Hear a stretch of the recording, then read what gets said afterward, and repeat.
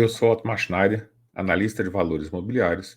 No vídeo de hoje, a gente vai falar um pouquinho sobre a introdução ao investimento em ações. Esse é um pedido de um investidor, né, que é membro aqui do canal. E se você gosta desse tipo de conteúdo e gostaria de aprender a investir melhor, aqui embaixo você vai encontrar link para os meus relatórios de fundos imobiliários, relatório de FIP, de FINFRA, também para a nossa comunidade do YouTube. Vamos lá para o nosso vídeo. A introdução ao investimento em ações, ele foi um pedido aqui do Marcos Biazeto. O Marcos é membro aqui do canal, né? Se você quer fortalecer aí, quiser se tornar membro do canal, né? Aqui embaixo você vai encontrar, né, o botãozinho aí para se inscrever como membro aqui no canal, tá bom? Aí ele falou, Otmar, eu estava precisando de informações sobre os primeiros passos de investimento em ações. Aí encontrei um dos vídeos que eu fiz, né, que foi como se constrói o investidor a longo prazo, que eu falei um pouquinho sobre a mentalidade do investidor a longo prazo, né, finanças comportamentais, né, esse tipo de coisa. E aí eu respondi ele aqui, né, falar justamente hoje sobre, né, esse pedido aqui do Marcos. Então, o que são ações? Né? Eu vou tentar manter uma parte mais teórica e algumas coisas que vocês têm que observar, né, fazer um vídeo curto, mas um vídeo que vai ajudar bastante quem está começando a querer investir em ações. Então, o primeiro é conceito, né? O que são ações? São pequenos pedaços de empresas, né? É uma sociedade de cota por ações. Então, você se torna acionista, né? Quando você investe em uma ação, você se torna acionista de uma determinada empresa. Então, você vai ter parte dos benefícios, né? Que são os lucros, só que a sua responsabilidade é limitada. Então, se você abrisse uma empresa, você mesmo, né? Em muitos tipos de empresa, se você quebrasse, eles iam pegar o seu patrimônio na pessoa física, né? Em vários casos isso acontece. Uma empresa em ações na bolsa de valores, né, se ela quebrar, você não deve nada, você só sai com zero, né? Você perde tudo, você sai com zero, mas você não perde seu patrimônio pessoal. Então você participa, né, dos benefícios, mas a parte dos grandes problemas era limitada ao máximo que você investiu ali, né, na empresa. Então isso é uma parte importante. Por que investir em empresas? Essa base teórica ela é muito importante para você entender. Né? Poxa, eu gosto de fundo imobiliário. Beleza, fundo imobiliário me dá renda mensal e tal, mas por que eu vou investir em empresa se o fundo imobiliário me dá uma renda mensal, se um FINFRA, se a renda fixa é muito boa no Brasil? Para quê? Né? Por que eu vou investir em empresa no Brasil? E aqui a gente vai para a base teórica de por que investir numa empresa. Então, o futuro ele tende a ser melhor do que o presente. Né? Então, se a gente acompanhar a história, né, e o que aconteceu, né, com as pessoas, né, no mundo de uma forma geral, né, elas foram melhorando de vida ao longo do tempo. Então, uma pessoa de classe média hoje, ela vive melhor e mais tempo do que um rei vivia na Idade Média. Então, o rei vivia, sei lá, 40 anos de idade, 35, 40, no máximo 50 anos de idade ali. Ele não tinha infraestrutura nenhuma, não tinha luz elétrica, não tinha esgoto, não tinha absolutamente nada, né? Não tinha água corrente, banho, não conseguia tomar banho todo dia, né? Por isso que você vê aqueles vídeos, né? O pessoal fazendo abanando o rei, né? É justamente por conta de mosquitos, né?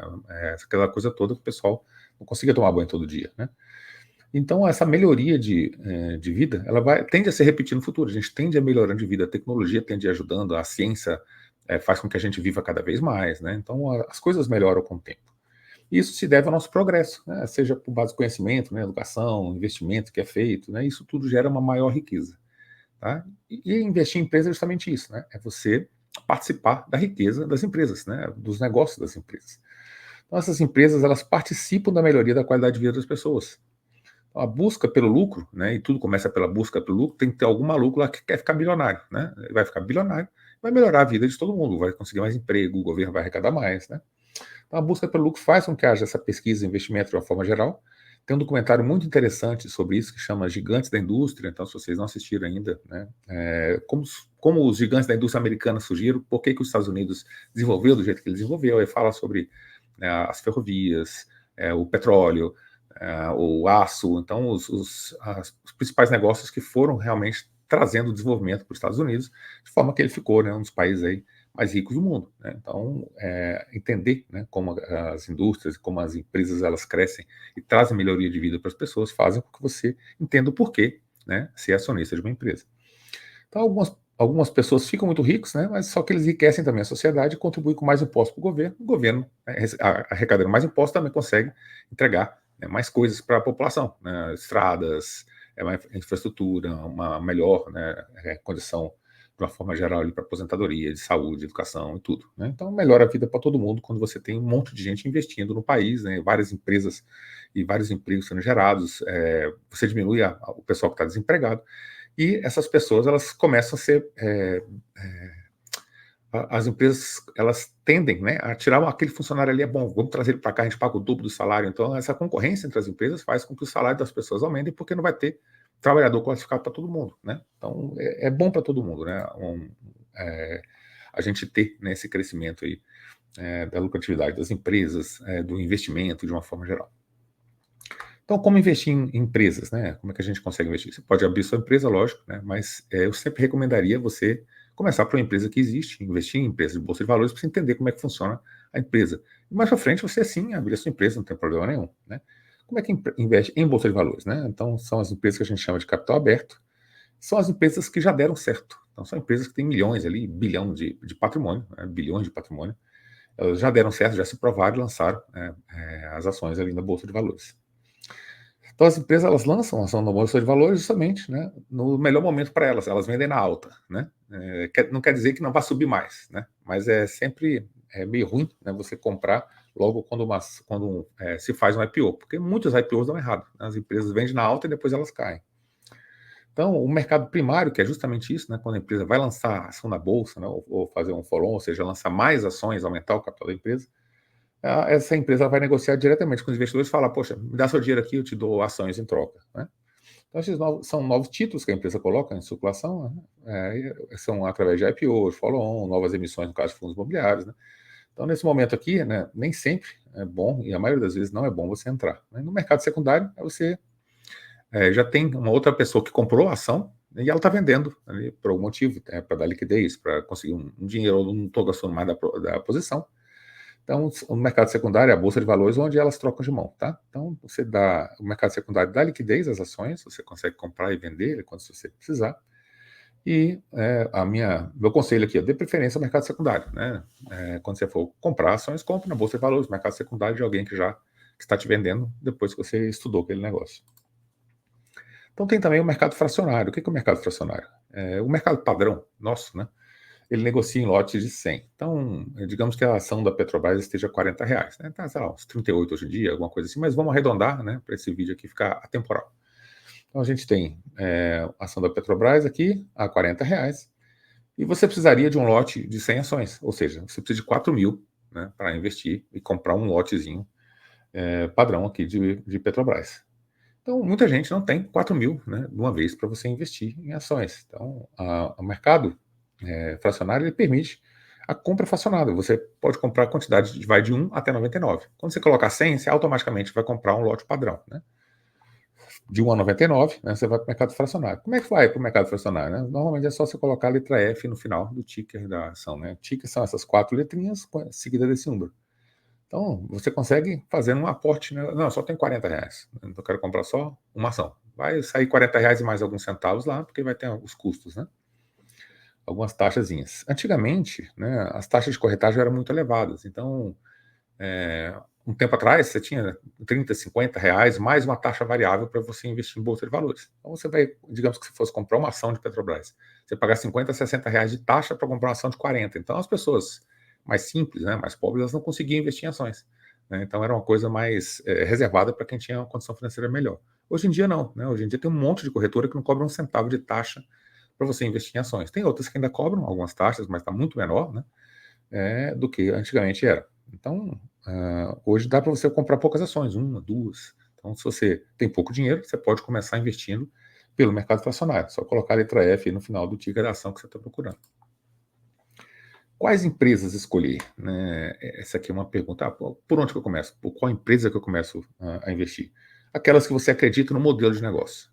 Então, a gente está no Brasil, a gente vai investir em empresa no Brasil. Que tipo de negócio no Brasil dá dinheiro, né? Aí assim, a gente pensa, a maioria das pessoas pensa logo, pô, banco, né? Banco dá muito dinheiro. Então, é por isso, né? Muitas pessoas investem em banco, e banco realmente no Brasil são bancos bem lucrativos, né? Então, você tem que escolher empresas que você acredita no modelo de negócio, aquelas que são perenes, lucrativas, né? Que possuem um diferencial. Então, você tem uma empresa que vende alguma coisa, né? Coca-Cola. A Coca-Cola ela é melhor do que o refrigerante Chup-Cola. As pessoas que querem refrigerante de cola, normalmente compram Coca-Cola ou compram Pepsi. Tem mais um monte de outros refrigerantes sabor cola. Só que quando você bebe, você fala, esse negócio aqui não é legal, não. Prefiro pagar um pouco mais caro numa Pepsi ou numa Coca-Cola, né? Então, eles têm uma vantagem competitiva que é marca. E existem vários tipos de vantagem competitiva, não vou entrar muito nisso, né? Empresas que têm algum tipo de vantagem e que possuem um futuro promissor, né? A Coca-Cola vai continuar sendo vendida, né? Eu mesmo compro Coca-Cola aqui em casa, né? Então, ela vai continuar sendo vendida. E outra coisa que a gente tem que observar, né? Fora essa perenidade, ou seja, empresas que têm uma continuidade no futuro, é uma empresa que remunera de forma adequada o seu capital. Qual que é a rentabilidade que ela tem aí ao longo prazo, né? Qual que é a média de rentabilidade, ela tem um crescimento forte ainda pela frente ou não, como é que estão os lucros, tem crescimento desses lucros, tudo isso entra. Então, no Brasil, né, eu citei alguns exemplos aqui, e eu não citei outros, mas existem diversos setores aqui que você poderia investir. Então, eu coloquei setor bancário, né, um setor bem tradicional brasileiro. Está sofrendo concorrência dos bancos pequenos? Tá, né? A gente vai ver aí que diminuiu algumas margens, algumas coisas. Então, os bancos pequenos, eles acabaram roubando alguns clientes. Tem um monte de cliente que saiu de banco grande para banco pequeno. Né, mas o pessoal que tem mais dinheiro mesmo, ele fica no banco grande. Né? Então, eu tenho vários amigos que são funcionários públicos há 40 anos. O cara tem a conta no Banco do Brasil há 50 anos. Ele não vai sair do Banco do Brasil para ir para o banco pequenininho lá, que só porque não tem não sei o quê. Ele quer ir na agência, né? Os bancos é só digital, ele não é da época digital. E as pessoas que têm mais dinheiro são essas pessoas de cabeça mais branca. Né? Então o cara tem 50, 60 anos que investe, 70 anos que investe, então ele vai ter, lógico, um patrimônio maior. Então, o setor bancário é um setor ainda perene aqui no Brasil, né? O setor elétrico, todo mundo precisa pagar conta de energia, que é a mesma coisa que de saneamento. E o Brasil é um país de commodities, né? Só que commodities é um setor bem volátil, ou seja, você não controla o preço da sua mercadoria, então uma hora você está lá em cima, né? E outra hora você está lá embaixo, a montanha-russa é muito forte. Então é um setor, né, que é muito bom, o Brasil é muito forte, né? Petróleo, gás, minério, celulose, né? Tem diversas empresas que mexem nesse setor, né? Só que é um setor mais volátil. A gente tem outras boas empresas em diversos outros setores, né? Como empresas, né, de varejo. Só que o varejo aqui no Brasil é o seguinte, né? Ela é responsável por um crescimento imenso quando a economia vai bem e um decréscimo imenso no seu patrimônio quando a economia vai mal. Então, é um setor muito cíclico e muitas empresas quebram. Então, é um setor que dá para você selecionar boas empresas? Dá. Né? Só que você tem que ter muito mais cuidado. Quais são outros critérios aqui, né, para você eleger as empresas? De início, né, para quem está começando, compre empresas maduras, empresas que já têm histórico de muito tempo, que tem uma posição de mercado bonitinho, né, que é lucrativa, que tem lucro. Então, todos os anos aquela empresa apresenta lucro. Ela tem crescimento de receita, né, é o desejável que todo ano aquela receita da empresa ela vá crescendo, né, ou seja, ela venda mais, ela consiga mais dinheiro todo ano, e esse dinheiro vire lucro. Né? Então, tem crescimento de lucro também. E aí, manutenção, ou crescimento, pelo menos, ali das suas margens. As margens, elas vão te dar a seguinte dica. Esse negócio aqui está muito concorrido. Aconteceu com os bancos. Com os outros bancos entraram, eles tiveram que abrir mão de algumas coisas. O preço de serviço diminuir, as coisas que eles cobravam e tal. Então, as margens deles, as margens dos bancos, elas caíram um pouco, né, por conta dos bancos digitais. Empresas de crescimento acelerado, empresas que prometem um crescimento muito forte, elas são mais perigosas, né? Elas podem ser lucrativas ou destrutivas. Então, é uma empresa para investidor mais experiente, é um cara que realmente sabe, né, avaliar. E mesmo assim, né, tem um monte de investidores aí profissionais que não conseguem avaliar muito bem empresas de crescimento acelerado. E, por último, aqui, você diversificar, né? Então, é um critério muito importante. Colocar só um percentual pequeno em cada empresa, para que você não fique muito exposto a uma determinada empresa somente. Isso aqui chama demonstrativo de resultado do exercício, a DRE, e aí esses conceitos que a gente falou, né? Então, tem esse quadrozinho aqui que ele é bem interessante. Então, a receita operacional bruta é tudo que você vendeu. Aí vai ter algumas deduções dessa receita, né? A pessoa devolveu o produto, tal, tem imposto que você paga, aquela coisa toda virou receita operacional líquida. Quando você tem receita operacional líquida, que você tira os custos, né? Tirei os custos de tudo aqui que eu produzi. Aí você tem o seu resultado operacional bruto. Esse resultado operacional bruto, o que é a sua margem bruta? É você pegar o resultado operacional bruto, ou seja, tirando todos os custos aqui, e dividir pela receita líquida. Aí você vai ter uma margem. Aí esse percentual, né, o ideal seria que ele crescesse ou pelo menos se mantivesse, né? Aí, depois desse resultado operacional bruto, você tem as despesas operacionais, as despesas administrativas, a despesa financeira, aquela coisa toda, paga imposto e tal, e depois você vai chegar lá no resultado líquido do período, né, do exercício. Se pegar esse resultado líquido aqui e dividir, né, pela sua receita líquida, você vai ter a sua margem líquida. Sua margem líquida também ela tem que estar mais ou menos ali, né? Se você tiver uma queda muito grande da sua margem líquida, é porque a concorrência aumentou, ou a despesa aumentou, alguma coisa aumentou nesse período aqui. Se você tiver uma diminuição também da margem bruta, né, ou você aumentou muito os seus custos, né, ou você diminuiu a receita, aconteceu alguma coisa, né, e aí você tem que identificar qual o problema que aquela empresa está passando. Então a gente trouxe aqui, como estava falando de banco, né, banco aqui no Brasil, banco é um investimento aí que enriqueceu muita gente já aqui no Brasil. A gente vai trazer um dos bancos aí, dos grandes bancos aqui do Brasil, que é o Itaú, né? Então, o Itaú, se você pegar aqui a cotação ajustada, o que é a cotação ajustada? É a cotação e você vai tirando, né, do preço, né, do preço atual, você vai tirando aqui os dividendos que foram distribuídos, as bonificações, eventos, né, que aconteceram. Não que essa cotação era R$ 3 ou R$ 4 nessa data aqui, tá? É porque ela vira 3 ou 4 depois que você faz essa cotação ajustada. Então, olha só o crescimento, né, do Banco Itaú, né? Saiu aqui de 3, 4, né, contando com dividendo com tudo, e foi lá para 30 e tanto, né? Então, esse aí é o crescimento, foi um crescimento muito forte aqui do banco, né? Ou seja, é uma figura, né, desejável, ou seja, você vai ter uma rentabilidade interessante ao longo do tempo. Aí a rentabilidade do Itaú, né? Se você pegar a rentabilidade de 10 anos aqui, dele deu 519, mas se você pegar de 5 anos, só deu 66, né? Então os últimos 5 anos não foram muito bons. Os últimos 2 anos deu 43, ou seja, de 2 para 5 anos deu 43 para 60, deu pouca coisa. E teve época, ó, aqui, ó, esse último mês, caiu 5,84, né? Foi, a rentabilidade dele tá ruim. Se pegar 3 meses, deu 6. Agora, em um ano, né? Você pegou o último ano, deu 38%. Subiu muito nesse último ano aí, Itaú. Então, ele estava meio largado, o pessoal estava meio assim, não, os bancos pequenos vão destruir os bancos grandes, aquela coisa toda. Aí o pessoal viu, não vai não, a rentabilidade está legal, ainda está lucrando bem, aí, pum, o banco disparou aqui nesse último ano. E aqui tem um histórico, né? O retorno sobre o ROI, né? Que é o retorno sobre o equity do banco. Ele tanto que o banco lucra dividido é o lucro do banco, né, dividido pelo capital, né, que é o retorno, o equity do banco, né, que é o dinheiro que os acionistas têm. Então você pega o lucro, né, dividido pelo equity aqui, que é o ROI, aí você vai ter na faixa de 20%. Então esse aqui é um demonstrativo, né, interessante para você ver que a rentabilidade do banco, né, o ROI, ele mede rentabilidade, ele teve uma rentabilidade aqui bem interessante. Qual que é o problema, né? Que normalmente, né, o Banco Itaú, ele negocia com ágio, então você não paga, né, sobre o valor patrimonial, você não paga só um, né? Você paga 1,5, 1,70, 2, 1,30, né? Você paga um valor maior, então esse seu ROI, ele vai ficar menor, né, do que isso aqui, por conta do ágio que o banco negocia. Então, o Banco do Brasil hoje, né, está mais ou menos ao par ali, com um pouquinho de deságio, mas o Itaú normalmente ele negocia com mais ágio, né? Aí é margem bruta aqui do banco, ó. Então a gente teve época de margem bruta muito forte aqui de 2018 até 2021, 2022, depois voltou, mas na faixa de 40, 40 e pouco aqui. Então, margem bruta aqui, ó, ele foi mantendo, né? A margem líquida tem época que teve bem mais forte, aqui até 18, né, mais ou menos. Aí depois a margem líquida dele caiu bem, né? Então as despesas, aquela coisa toda, né? Despesa administrativa, operacional, um monte de coisa aqui, tem que estudar direitinho exatamente o que foi que fez com que a margem líquida dele caísse, né? A margem líquida do banco ela caiu.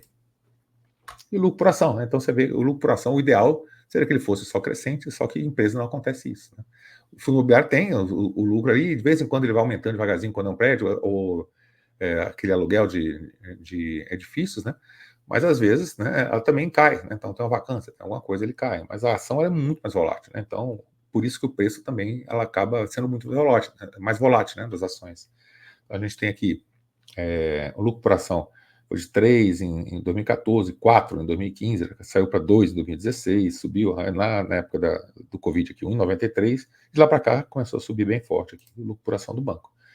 E por último aqui, coloquei essa figura aqui, que ela compara, né, em vermelho aqui a gente tem o Itaú, então uma subida forte aqui realmente do Banco Itaú, e aqui em verde tem o HGLG, que é um fundo imobiliário. O pessoal fala muito, fundo imobiliário não cresce, não lucra, não sei o quê. Não, também entregou um resultado bem interessante. Foi mais ou menos perto aqui, 500 e pouco para o HGLG, 437 aqui para o Itaú. Então, fundos imobiliários e empresas, elas fazem, né, dentro da diversificação, vale bastante a pena você investir, né, tanto em empresas que têm potencial de crescimento muito grande, em alguns anos, né, o crescimento do Itaú foi muito mais forte do que do fundo imobiliário, mas quando entra em crise ele decresce, né, no momento que o fundo imobiliário ele vai mantendo ali por conta dos rendimentos constantes. Então, ter uma carteira diversificada em diversas classes de ativos é o melhor, né, para vocês logo de início. Então, essa é a introdução rápida, né, sobre o investimento em ações, e vale bastante a pena você aprender a investir em ações, porque a ação é realmente, né, a ação de empresa é o que realmente te expõe a um crescimento maior, né, do que outras classes de ativos. Então é isso que a gente tem para o vídeo de hoje, espero que você tenha gostado do vídeo. Gostou do vídeo? Deixe seu like, se inscreve no canal, deixa um comentário aqui embaixo. E aí, você já começou a investir em ações? Quais são as dificuldades que você encontra? De repente, a sua dúvida ela pode virar um novo vídeo. Então, muito obrigado por ter assistido esse vídeo e até o nosso próximo vídeo.